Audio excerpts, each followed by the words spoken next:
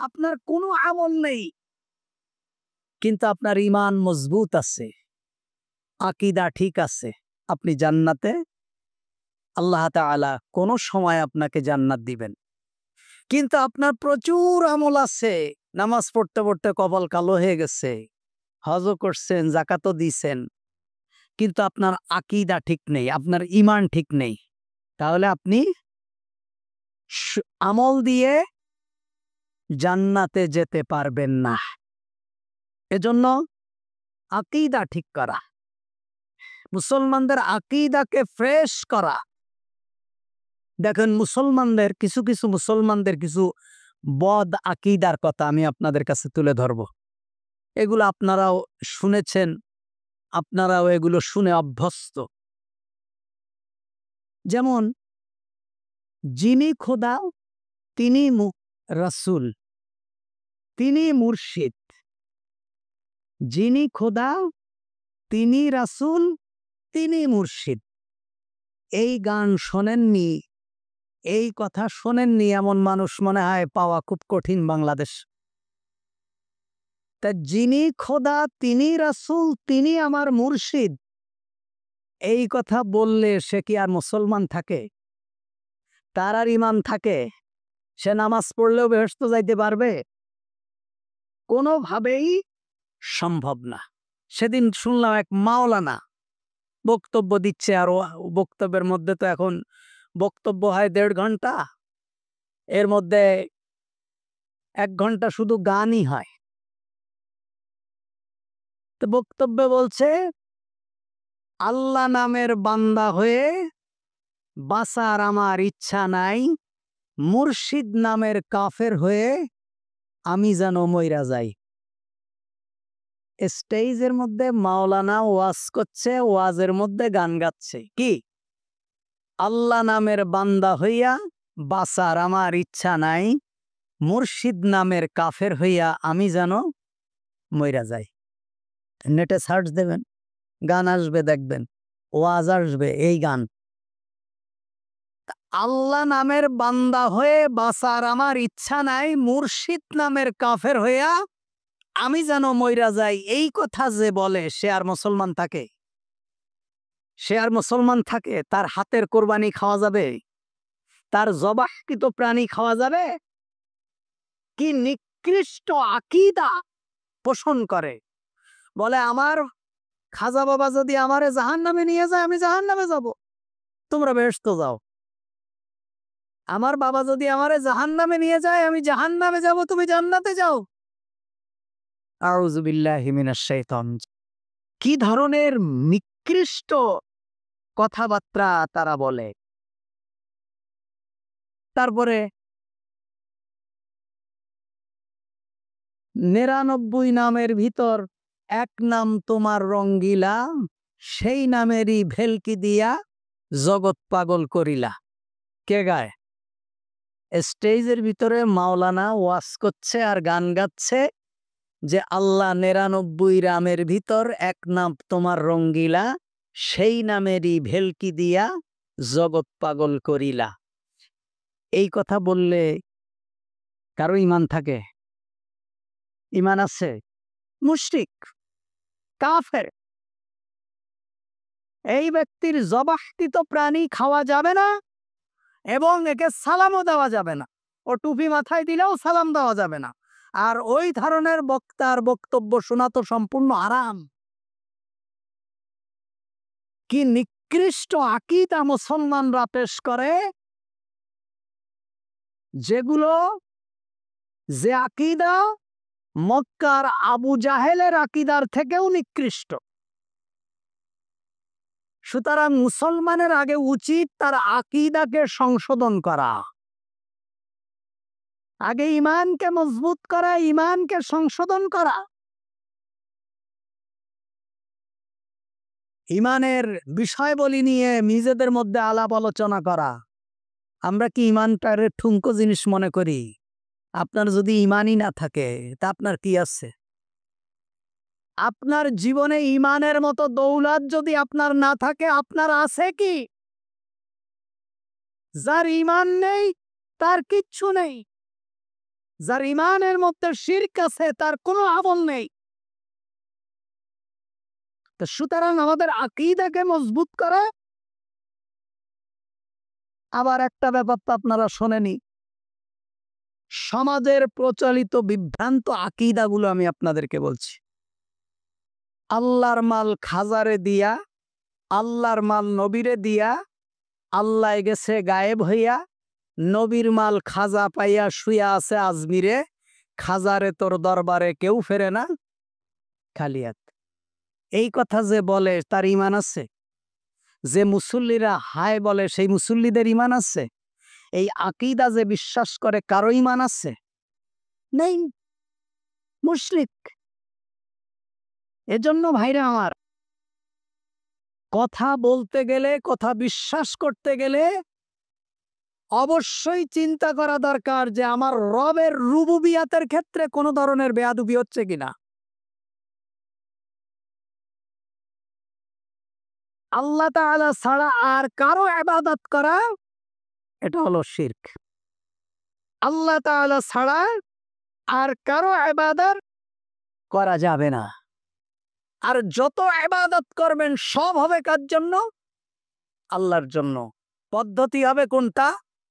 মুহাম্মাদুর রাসূলুল্লাহ সাল্লাল্লাহু আলাইহি ওয়াসাল্লাম। আপনি অন্য কারো পদ্ধতিতে কোনো ইবাদত করলে সেই ইবাদত কবুল হবে না। কিয়ামতের দিন বলবেন আমার অমুক হুজুর শিখাইছে, তমুক হুজুর শিখাইছে, অমুকে বলছে, তমুকে বলছে। তা আপনার আরজি যদি আল্লাহ তাআলা কবুল করেন, তা আবু জাহেলের কি দোষ ছিল? আবু জাহেল তো একই কথা বলতো যে আমরা তো যুগ যুগ ধরে ওই আমলই করে আসছি, আমাদের বাপদাদারা তো এই আমলই করেছে। আমাদের বাপদাদারা তো এর উপরেই প্রতিষ্ঠিত ছিল। সুতরাং আপনি কারো দোহাই দিয়ে আপনি পার পাওয়ার কোনো সুযোগ নেই। যদি কোরআন এবং সুন্নাহ বহির্ভূত হয় তাহলে সেই আমল আল্লাহ তাআলার দরবারে কবুল হবে না। এজন্য আমাদের ওয়াজ শোনার ক্ষেত্রেও অনেক হিসাব কিতাব করে ওয়াজ শুনতে হবে। আউল ফাউল বক্তা, বাউল এই সমস্ত মানুষের বক্তব্য শুনবেন, ঈমান হারা হবেন। এই যে ওয়াজ, যে কবিতাগুলো বললাম, যে শেরগুলো পড়লাম, এগুলো সব এই বাউল নামক বক্তাদের বক্তব্য। এগুলো বাউলদের বক্তব্য। যেই গান মমতাজ স্টেজে গায় সেই একই গান বাউল বক্তা ওয়াজের মঞ্চে গায়। এই হলো পার্থক্য, আর কোনো পার্থক্য নেই। আল্লাহ তাআলা আমাদেরকে হেফাজত করো।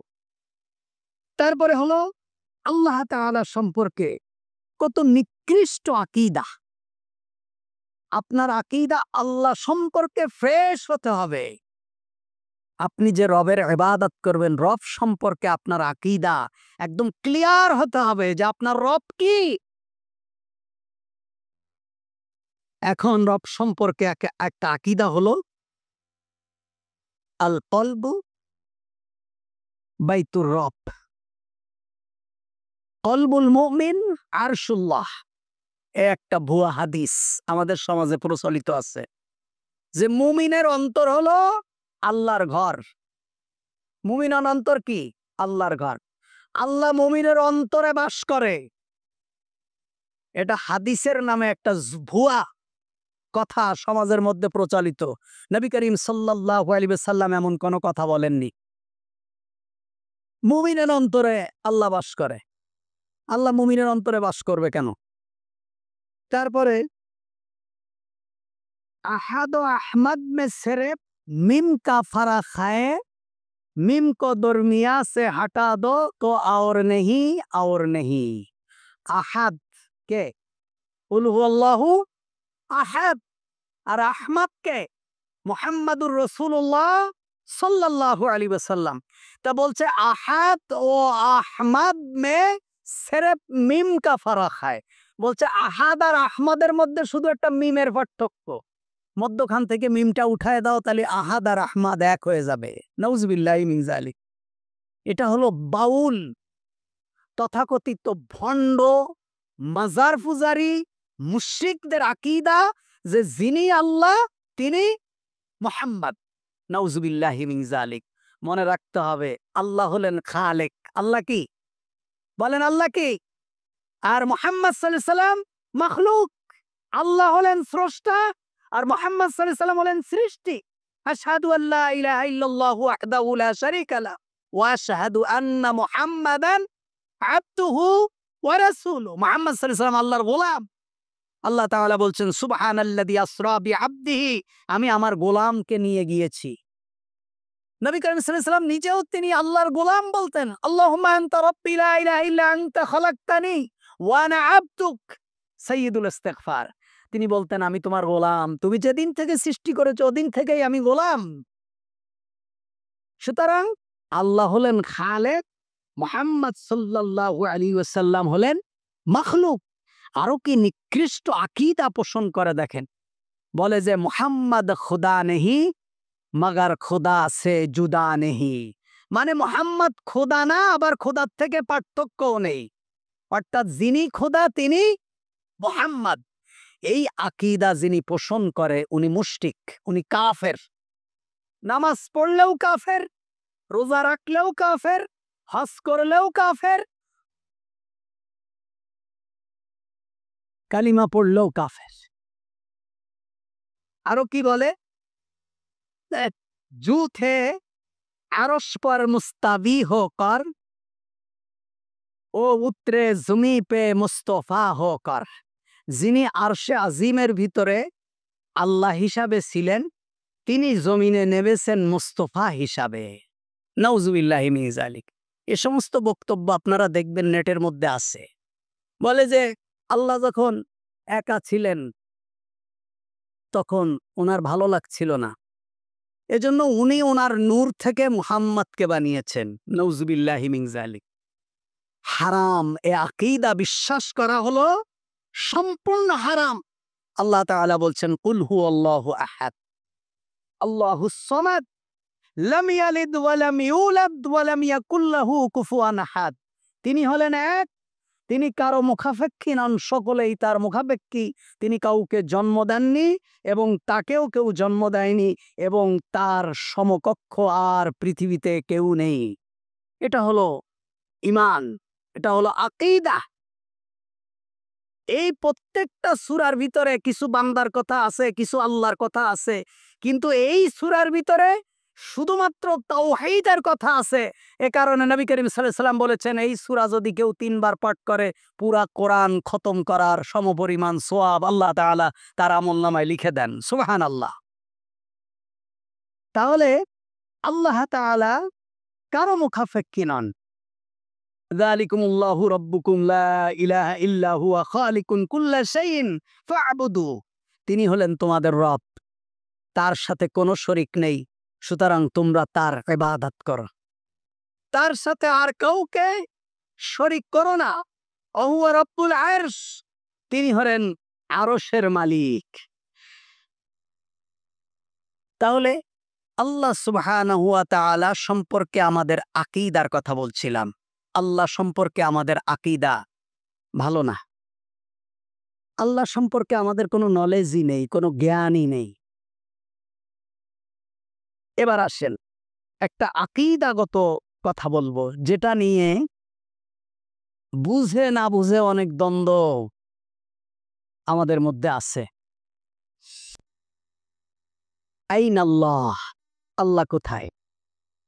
আল্লাহ কোথায় আছে? বলেন, আপনারা বলেন আল্লাহ কোথায়? আল্লাহ কোথায়? হ্যাঁ, আল্লাহ আরশে আছেন। এই আল্লাহ তাআলা আরশে আজিমের উপরে আছেন, এই আকীদা খুব কম লোকে বিশ্বাস করে। বিশেষ করে আমাদের দেশের মানুষ, অধিকাংশ মানুষ বিশ্বাস করে যে আল্লাহ সর্বত্র বিরাজমান। আল্লাহ কি সব জায়গায় বিরাজমান। ওই বিশেষ করে সুফিজম যারা আছেন, যারা মাজার পূজারী আছেন, এই মুশরিকরা বলে আল্লাহ সর্বত্র বিরাজমান। আসবো আমি সবকিছু ইনশাআল্লাহুল আজিজ। আল্লাহ তাআলা কোথায় আছেন? আল্লাহ তাআলা আরশে আজিমের উপরে আছেন। আল্লাহ তাআলা আরশে আজিমের উপরে ইস্তেওয়া আছেন। ইস্তেওয়া বলা হয় উপরে, যেমন হাত্তা তাস্তাবিয়া শামস আলা রাসিহি আলা রাসিক, সূর্য যখন মাথার উপর ইস্তেওয়া হয়, মাথার উপর ইস্তেওয়া হয়, মাথার উপর মানে কি মাথায় নাকি, মাথার উপরে, অর্থাৎ 3 সময় নামাজ পড়া নবী করিম সাল্লাল্লাহু আলাইহি সাল্লাম নিষেধ করেছেন। সূর্য যখন উদিত হয়, আর সূর্য যখন অস্তমিত হয়, আর সূর্য যখন মাথার উপর থাকে, এই 3 সময় নামাজ পড়তে নবী করিম সাল্লাল্লাহু আলাইহি ওয়াসাল্লাম আমাদেরকে নিষেধ করেছেন। তা কোনো কিছু ইস্তেওয়া অর্থ হলো উপরে অবস্থান করা। তা ততক্ষণ পর্যন্ত সালাত পড়বে না যতক্ষণ না সূর্য তোমার মাথার উপর তীরের মতো ইস্তেওয়া উদ্দেও থাকে। কুরআনুল কারীমের ভিতরে আল্লাহ সুবহানাহু ওয়া তাআলা 7 জায়গায় 7 স্থানে বলেছেন যে আল্লাহ তাআলা আরশে আজিমের উপরে আছেন। কয় জায়গায়? কুরআনুল কারীমের 7টি আয়াতে আল্লাহ তাআলা বলছেন যে আল্লাহ তাআলা আরশে আজিমের উপরে আছেন। 1 নম্বর সূরা আরাফ, ইন্না রাব্বাকুমুল্লাহুল্লাযী খালাকাস সামাওয়াতি ওয়াল আরদা ফি সিত্তাতি আইয়ামিন সুম্মা ইস্তাওয়া আলাল আরশ। সূরা আরাফের 54 নম্বর আয়াত, 1 নম্বর দলিল। আল্লাহ তাআলা আকাশ এবং জমিনকে 6 দিনে সৃষ্টি করেছেন, এরপরে তিনি আরশে আজিমের উপরে উঠে গেছেন। 2 নম্বর দলিল হলো সূরা ইউনূসের 3 নম্বর আয়াত, ইন্না রাব্বাকুমুল্লাযী খালাকাস সামাওয়াতি ওয়াল আরদা ফি সিত্তাতি আইয়ামিন সুম্মা ইস্তাওয়া আলাল আরশ। আল্লাহ তাআলা জমিন এবং আসমানকে 6 দিনে সৃষ্টি করেছেন, এরপরে তিনি আরশে আজিমের উপর ইস্তাওয়া হয়েছেন, সমাসীন হয়েছেন। সূরা তাহা 5 নম্বর আয়াত, 3 নম্বর দলিল। আল্লাহ তাআলা বলছেন, আল্লাহুল্লাযী রাফা'আস সামাওয়াত বিগাইরি আমাদিন তারাউনাহা সুম্মা ইস্তাওয়া আলাল আরশ। আল্লাহ তাআলা বলছেন এই আকাশকে আল্লাহ কোনো খুঁটি ব্যতীত সৃষ্টি করেছেন, উপরে উঠায় রেখেছেন কোনো খুঁটি ব্যতীত, এবং তারপরে তিনি কি করেছেন? আরশে আজিমের উপর ইস্তেওয়া হয়েছেন, সমাসীন হয়েছেন। সূরা ফুরকানের 59 নম্বর আয়াতে আল্লাহ সুবহানাহু ওয়া তাআলা বলছেন, আল্লাযী খালাকাস সামাওয়াতি ওয়াল আরদ ওয়া মা বাইনাহুমা ফি সিত্তাতি আইয়ামিন সুম্মা ইস্তাওয়া আলাল আরশ। আল্লাহ তাআলা আকাশ এবং জমিন এবং এর মধ্যখানে যা কিছু আছে তিনি 6 দিনে সৃষ্টি করেছেন, এরপর তিনি আকাশে সমাসীন হয়েছেন। তারপরে আল্লাহ সুবহানাহু ওয়া তাআলা বলছেন, 6 নম্বর দলিল হলো সূরা সেজদা 6 নম্বর আয়াত, আল্লাহুল্লাযী খালাকাস সামাওয়াতি ওয়াল আরদা ওয়া মা বাইনাহুমা ফি সিত্তাতি আইয়ামিন সুম্মা ইস্তাওয়া আলাল আরশ। আল্লাহ তাআলা আকাশ এবং জমিন এবং এর মধ্যখানে যা কিছু আছে তিনি 6 দিনে সৃষ্টি করেছেন, তারপরে তিনি আরশে আজিমের উপরে ইস্তেওয়া হয়েছেন। 7 নম্বর দলিল হলো আল্লাহ তাআলা সূরা আরাফের 54, সূরা হাদীদের 6 নম্বর আয়াত, হুয়াল্লাযী খালাকাস সামাওয়াতি ওয়াল আরদা ফি সিত্তাতি আইয়ামিন সুম্মা ইস্তাওয়া আলাল আরশ। আল্লাহ তাআলা আকাশ এবং জমিনকে 6 দিনে সৃষ্টি করেছেন, এরপরে তিনি আরশে আজিমের উপর ইস্তেওয়া হয়েছেন। তাহলে সূরা আরাফের 54 নম্বর আয়াত, সূরা ইউনূসের 3 নম্বর আয়াত, সূরা তাহার 5 নম্বর আয়াত, সূরা ফুরকানের 59 নম্বর আয়াত, সূরা সাজদার 6 নম্বর আয়াত, সূরা হাদীদের 6 নম্বর আয়াত। এই আয়াতগুলোতে আল্লাহ সুবহানাহু ওয়া তাআলা কি বলছেন? যে আল্লাহ তাআলা আরশে আজিমের উপর আছেন। তাহলে আমাদের আকীদা কি? আল্লাহ তাআলা কোথায় আছেন? বলেন, আল্লাহ তাআলা কোথায় আছেন? আরশে আজিমের উপর আছেন। আমি খোলা করে দেব ইনশাআল্লাহ আপনাদেরকে। নবী করিম সাল্লাল্লাহু আলাইহি ওয়াসাল্লাম বলছেন, লাম্মা ফারাগাল্লাহু মিন খালকিহি ইস্তাওয়া আলাল আরশ। আল্লাহ তাআলা যখন সমস্ত সৃষ্টি থেকে নিজেকে, সমস্ত সৃষ্টি যখন সম্পন্ন করলেন, তখন তিনি আরশে আজিমের উপর ইস্তেওয়া হলেন। নবী করিম সাল্লাল্লাহু আলাইহি ওয়াসাল্লাম আরেকটি হাদিসে বলছে, সুম্মা খালাকাল আরশ সুম্মা ইস্তাওয়া আলাইহি। তিনি যখন আরশ সৃষ্টি করলেন, তারপর তিনি আরশে আজিমের উপরে তিনি সমাসীন হলেন। তাহলে হাদিস এবং কোরআন থেকে আমরা কি বুঝলাম? আল্লাহ তাআলা কোথায় আছেন? বুঝেন, আল্লাহ তাআলা কোথায় আছেন? আরশে আজিমের উপর আছেন। তাহলে আল্লাহ তাআলা আরশে আজিমের উপর আছেন, এই ব্যাপারে কোরআনুল কারীমের কয়টা আয়াত দিলাম? বলেন কয়টা? 7টা। এখন আল্লাহ তাআলা কোরআনুল কারীমের আরো কিছু কিছু আয়াত আল্লাহ তাআলা দিয়েছেন, বলেছেন। সেই আয়াতগুলোতে আল্লাহ তাআলা কি বলছেন? সূরা হাদীদে আল্লাহ তাআলা বলছেন, অহুয়া মাআকুম আইনামা কুনতুম। তোমরা যেখানেই থাকো আমি সেখানেই আছি। তোমরা যেখানেই থাকো, অহুয়া মাআকুম আইনামা কুনতুম। এক আল্লাহ তাআলা এতক্ষণ বললেন আল্লাহ তাআলা আরশে আজিমের উপর আছেন। এখন আবার আল্লাহ তাআলা বলছেন অহুয়া মাআকুম, তিনি তোমাদের সাথে আছেন তোমরা যেখানেই থাকো। 2 নম্বরে তিনি বলছেন ইন্নাল্লাহা মাআল মুত্তাকিন ওয়াল্লাযীনা হুম মুহসিনুন। সূরা নাহালের আল্লাহ তাআলা বলছেন আল্লাহ তাআলা মুত্তাকিন এবং মুহসিনিনদের সাথে আছেন। মুত্তাকি এবং মুহসিনিন যারা তাদের সাথে আছেন। আল্লাহ তাআলা বলছেন লা তাহজান ইন্নাল্লাহা মা'ানা। নবী করিম সাল্লাল্লাহু আলাইহি ওয়াসাল্লাম যখন মক্কা থেকে মদিনায় হিজরত করছিলেন, তখন গারে হেরার ভিতরে যখন আবু বকর এবং নবী করিম সাল্লাল্লাহু আলাইহি ওয়াসাল্লাম যখন ছিলেন, তখন কাফেরদের পায়ের শব্দ শুনে আবু বকর বললেন, ইয়া রাসূলুল্লাহ সাল্লাল্লাহু আলাইহি ওয়াসাল্লাম, কাফেরদের পায়ের আওয়াজ শুনছি, কাফেররা মনে হয় আমাদেরকে ধরে ফেলবে। তখন নবী করিম সাল্লাল্লাহু আলাইহি ওয়াসাল্লাম বললেন, লা তাহজান ইন্নাল্লাহা মা'ানা, ভয় করো না, আমাদের সাথে কে আছেন? আমাদের সাথে কে আছেন? আল্লাহ তাআলা আছেন। ফিরআউনকে যখন মূসা আলাইহিস সালাতু ওয়াস সালামের কাছে আল্লাহ তাআলা পাঠালেন, ফিরআউন এবং তার ভাইকে, তখন ফিরআউন ভয় পাচ্ছিল। কারণ এই প্রচণ্ড এক শক্তিশালী সম্রাটের কাছে কালিমার দাওয়াত নিয়ে পাঠাচ্ছিল। আল্লাহ তাআলা বললেন লা তাখাফা ইন্নী মাআকুমা আসমা ওয়া আরা। তোমরা ভয় করো না, তোমরা ফিরআউনের কাছে যাও, ভয় করো না, আমি তোমাদের সাথে আছি। আমি তোমাদের কি আছি? সাথে আছি।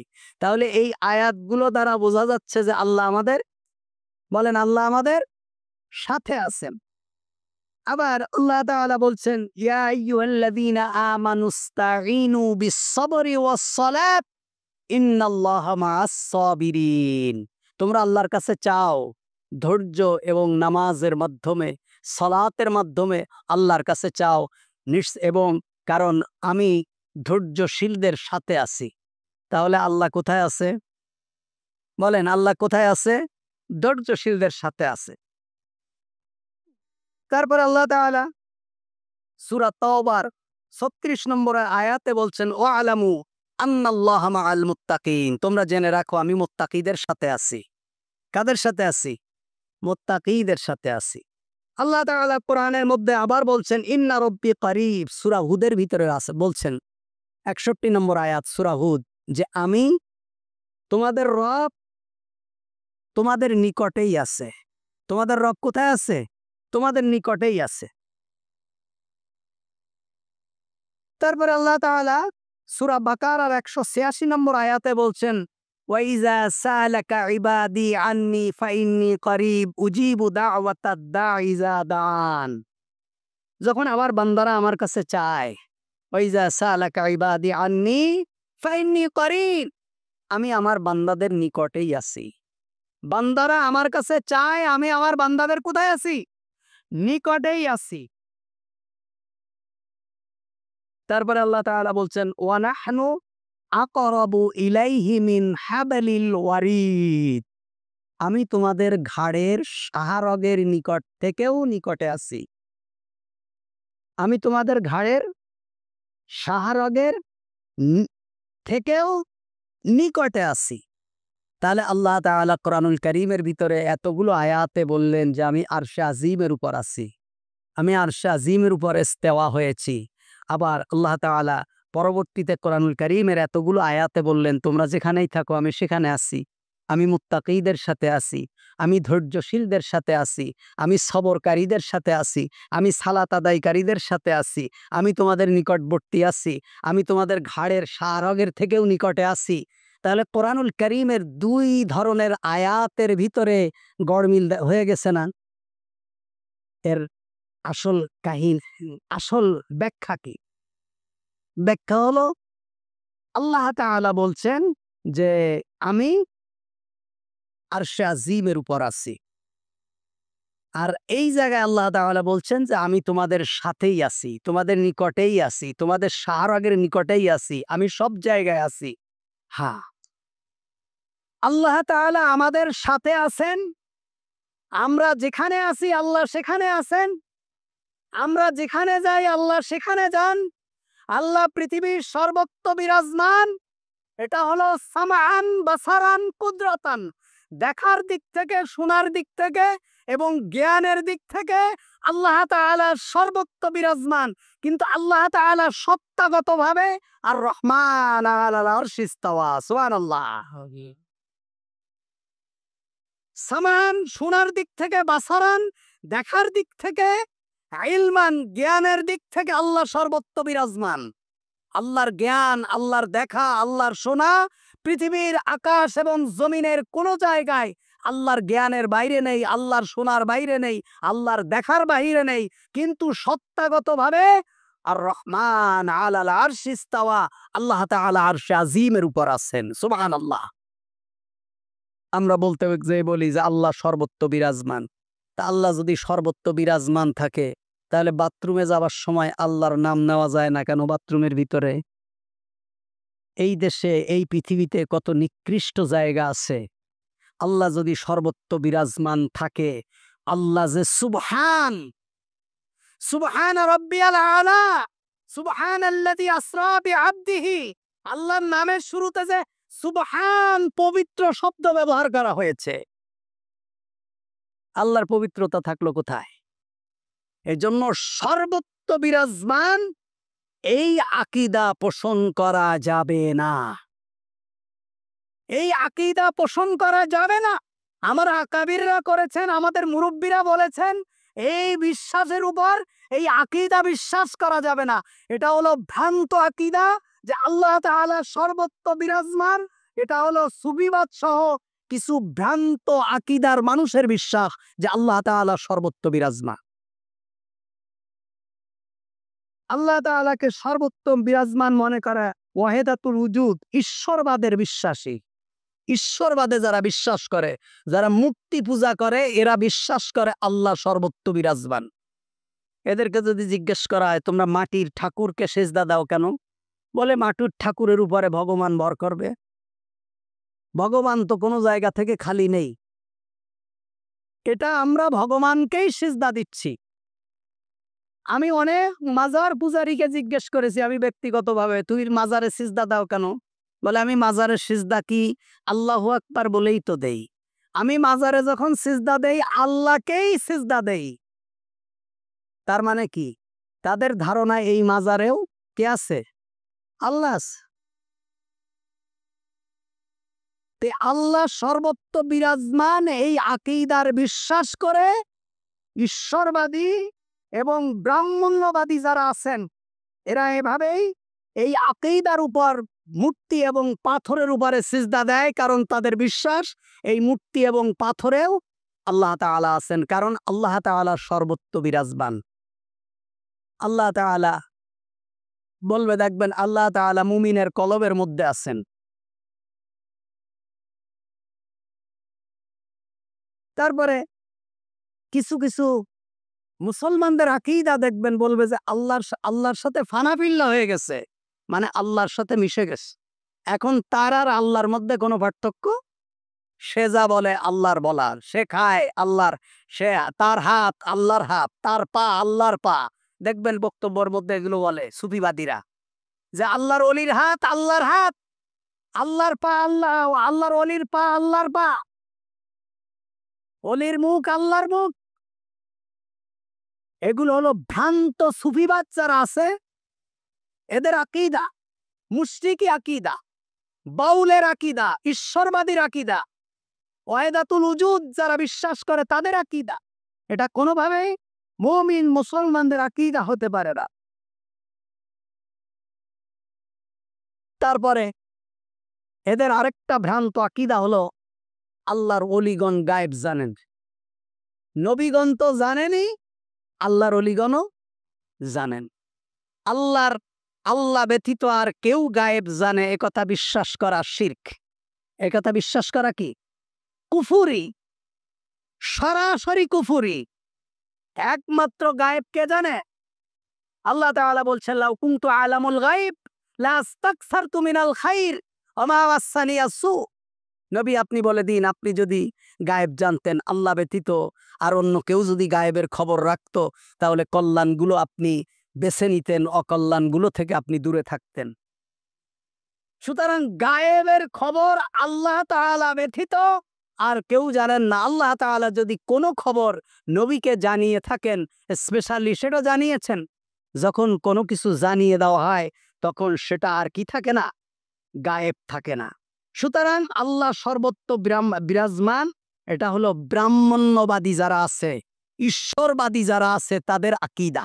এটা কোনো মুমিনের আকীদা হতে পারে না যে আল্লাহ তাআলা সর্বত্র বিরাজমান। এটা হলো মাজার পূজারীদের আকীদা, এটা মুশরিকদের আকীদা। এবার আপনি আমি আপনাদেরকে আমাদের ইমাম যারা, তাদের বক্তব্য আমি উঠাচ্ছি যে আল্লাহ সুবহানাহু ওয়া তাআলা কোথায় আছেন।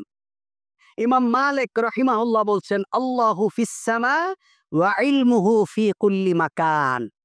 আল্লাহ তাআলা কোথায় আছেন? আকাশে আছেন। তার জ্ঞান সর্বত্র বিরাজমান। আমি আবার বলছি, আল্লাহ তাআলা বলছেন, আমি তোমাদের সাথে আছি, শাহরগের নিকটে আছি, আমি মুত্তাকীদের সাথে আছি, ইমানদারদের সাথে আছি, সালাত আদায়কারীর সাথে আছি, ধৈর্যশীলদের সাথে আছি। কিভাবে? সামাআন বাসারান কুদরাতান, দেখার দিক থেকে, শোনার দিক থেকে এবং জ্ঞানের দিক থেকে সারা পৃথিবী আমি বিরাজমান, আমি বিদ্যমান। কিন্তু সত্তাগতভাবে আর রহমান আলাল আরশি ইস্তাওয়া, আল্লাহ তাআলা আরশে আজিমের উপরে আছেন। ইমাম মালিক বলছেন, ইমাম মালিক রাহিমাহুল্লাহ বলছেন, আল্লাহু ফিস সামা ওয়া ইলমুহু ফি কুল্লি মাকান। আল্লাহ তাআলা আসমানে আছেন, তার জ্ঞান হলো সর্বত্র বিরাজমান। وقال إذن الاستواء معلوم وقال والكيفية مجهول والسؤال عنه بدع। ইমাম মালিক বলছেন, ইমাম মালিক রাহিমাহুল্লাহ বলছেন, আল্লাহ তাআলা আরশে আজিমের উপরে আছেন, এটা আমি জানি, কিন্তু কিভাবে আছেন এটা আমার জানার বিষয় না। অনেক আল্লাহ সম্পর্কে বিভ্রান্তমূলক প্রশ্ন করে, বলে যখন আরশ সৃষ্টি হয়নি তখন আল্লাহ কোথায় ছিল? আল্লাহ তাআলা এবং তার নবী আল্লাহ সম্পর্কে যে কথা বলেননি, কোন মানুষকে পেছে ফেলানোর জন্য এই ধরনের প্রশ্ন করা কুফরি। আবার বলে কি যে আল্লাহ তো কখনো দুনিয়ার আকাশে নেমে আসেন, তখন আরশে আজিম কি খালি থাকে? তার মানে তার ধারণা কি? তার ধারণা হলো আল্লাহর ওঠা এবং নামা এটা হলো মানুষের মতো। মানুষ যেমন, আল্লাহ সম্পর্কে তার আকীদা এমন। আল্লাহ সম্পর্কে আল্লাহ যতটুকু বলেছেন এবং মুহাম্মাদুর রাসূলুল্লাহ যতটুকু বলেছেন, এর বাইরে আর কোনো বক্তব্য দেওয়া যাবে না, চুপ থাকতে হবে। যা আল্লাহ আমাদেরকে বলেননি, মুহাম্মদ সাল্লাল্লাহু আলাইহি সাল্লাম যা বলেননি, এ ব্যাপারে আর কোনো প্রশ্ন করা যাবে না। আল্লাহ সম্পর্কে এটা হলো আকীদা। ইমাম মালিক বলছেন, আল ইস্তিওয়া মালুমুন ওয়াল কাইফিয়াতু মাজহুল ওয়াস সুআলু আনহু বিদআ। এ সম্পর্কে প্রশ্ন করাই হলো বেদাত। আল্লাহ তাআলা আরশে আজিমের উপরে আছে, কিভাবে আছে? বসে আছে না দাঁড়ায় আছে না কিভাবে আছে? এই ব্যাপারে আমাদের জানা নেই এবং এই ব্যাপারে কোনো প্রশ্নও করা যাবে না। অনেকে বলে যে আরশ সৃষ্টি করার আগে আল্লাহ কোথায় ছিল? তা আরশ সৃষ্টি করার আগে আল্লাহ কোথায় ছিল আল্লাহ আমাদেরকে বলেননি, মুহাম্মদ সাল্লাল্লাহু আলাইহি সাল্লাম আমাদেরকে বলেননি, আমরা কেন এই ব্যাপারে প্রশ্ন করব? খবরদার, যে কোনো মুহূর্তে ঈমান হারা হয়ে যেতে পারেন, এই ধরনের কোনো প্রশ্নের সম্মুখীন হওয়া যাবে না। ইমাম আবু হানিফা রাহিমাহুল্লাহ বলছেন, আল্লাহু ফিস সামা দুনাল আরদ। আল্লাহ হলেন আকাশে, জমিনে না। ইমাম আবু হানিফা ফিকহুল আকবার, ইমাম আবু হানিফার সবথেকে বড় ফিকহার কিতাব। সবথেকে দুর্ভাগ্যের ব্যাপার হলো এদেশের হানাফি আলেমেরা ফিকহার কিতাব ফিকহুল আকবারটাই ভালো করে পড়েনি, জানেও না ফিকহুল আকবার কি। আমাদের দেশে হানাফির নাম দিয়ে যা চলে, এগুলো একেবারেই ইমাম আবু হানিফা রাহিমাহুল্লাহ এর ধারে কাছেও নেই। 3 দিনের, মরে গেলে 3 দিনের খাওয়া, এটা কি হানাফি মাযহাবের ফতোয়া, 40 দিনের খাওয়া হানাফি মাযহাবের ফতোয়া, লাশ কান্দে করে নিয়ে জোরে জোরে লা ইলাহা ইল্লাল্লাহ আশহাদু আল্লা ইলাহা ইল্লাল্লাহ পড়া, এটা কি হানাফি মাযহাবের ফতোয়া? না। কিন্তু হানাফি মাযহাবের অনুসারীরা এগুলো করে বলে মানুষ মনে করে এটা হানাফি মাযহাবের ফতোয়া। ইমাম আবু হানিফা রাহিমাহুল্লাহ কত চমৎকার কথা বলেছেন, ইজা সহাল হাদিস ফাহুয়া মাযহাবি, যদি কোনো ব্যাপারে কোনো সহিহ হাদিস পাও যে আমার দলিলের থেকেও এই দলিলটা মজবুত, তাহলে মনে করবা ওটাই হলো আমার মাযহাব, ওটাই আমার মাযহাব। ইমাম আবু হানিফা রাহিমাহুল্লাহ বলছেন আল্লাহু ফিস সামা দুনাল আরদ, আল্লাহ হলেন আকাশে জমিনের মধ্যে নেই। ইমাম আবু হানিফা আরো কি কঠোর কথা বলেছেন, ইমাম আবু হানিফা বলছেন ক্বালা লা আরিফ রাব্বি ফিস সামা ওয়া ফিল আরদ ফাকাদ কাফারা। যদি তোমাকে কেউ আল্লাহ সম্পর্কে জিজ্ঞেস করে আর তুমি বলো আমার আল্লাহ সম্পর্কে জানার দরকার নেই, উনি আকাশে আছে না জমিনে আছে, আমার এগুলো দরকার নেই, আমার নামাজ পড়ার দরকার, নামাজ পড়ি, ইমাম আবু হানিফা বলছে সেও কাফের। যে তার রব সম্পর্কে ধারণা রাখে না, ইলম রাখে না, যে বলবে যে আমার আল্লাহ কোথায় আছে আমার জানার দরকার নেই, সেও কাফের, ফাকাদ কাফারা, সেও কুফরি করলো।